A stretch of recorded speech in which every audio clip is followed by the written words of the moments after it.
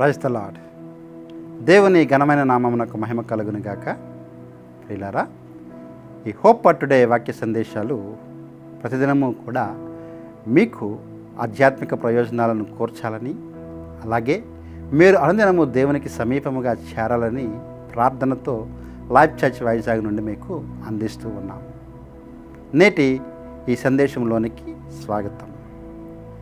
మనము సాధారణంగా చూస్తూ ఉంటే ఈ మధ్య ప్రజల మధ్యలో చాలా భయంకరమైన స్థితి ఉంది. చాలామంది నిద్రలేని స్థితిలోనికి వెళ్ళిపోతూ ఉన్నారు. చాలామంది మేము సరైన నిద్రను పొందుకోలేకపోతున్నాము.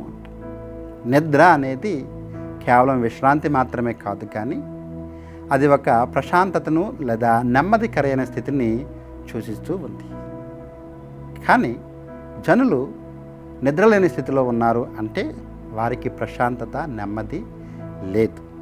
దేవుని వాక్యం ఏం చెప్తుంది అంటే, యోబు గ్రంథము 11వ అధ్యాయము 19వ వచనాన్ని మనం చదువుదాం. యోబు గ్రంథము 11వ అధ్యాయము 19వ వచనము. ఎవరి భయము లేకుండా నీవు పండుకొందువు. ఎవరి భయము లేకుండా నీవు పండుకొందువు. నిద్ర దూరం అవుతుంది అంటే దానికి కారణము ఒత్తిడి, భయము.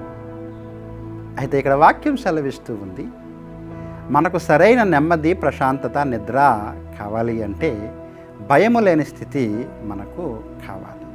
దానికి ముందు వచనాలు కనుక మనం చూస్తే, నీ గుడారములో నుండి ఇప్పుడైతే దుర్మార్గతను దూరం చేసి దేవునికి సమీపముగా వస్తావో అప్పుడు మనకు నెమ్మది, అలాగే ప్రశాంతత, నిద్ర కలుగుతాయని వాక్యం సెలవిస్తూ ఉంది.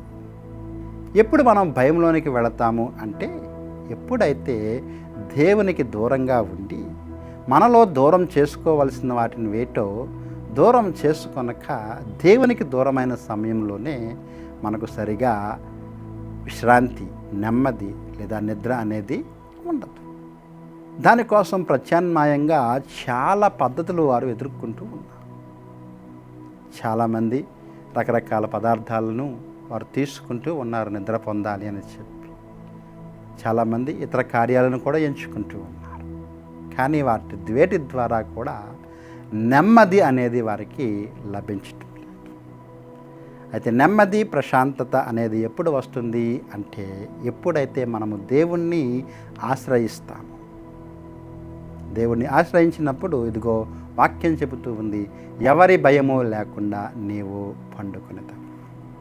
అటువంటి ఆశీర్వాదకరమైన, ప్రశాంతకరమైన స్థితి అందరికీ దేవుడు ఇచ్చునుగాక. ఆమేన్. ప్రార్థన చేద్దాం. ప్రేమగల ప్రభువా, కృపగల తండ్రి, ఇదిగో నాయన మా పిల్లల చేతులకు అప్పగిస్తున్నాను. వారు ఎటువంటి ఒత్తిడిలో, ఎటువంటి భయము చేత ఉండి సరిగా నిద్రించలేని స్థితిలో ఉన్నారు.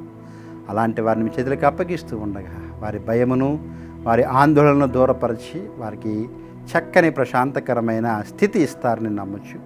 యేసు నామములో ఈ ప్రార్థన అడిగి వేడుకుంటున్నాము తండ్రి. Amen. God bless you friends. దేవుడు మిమ్మల్ని దీవించును గాక.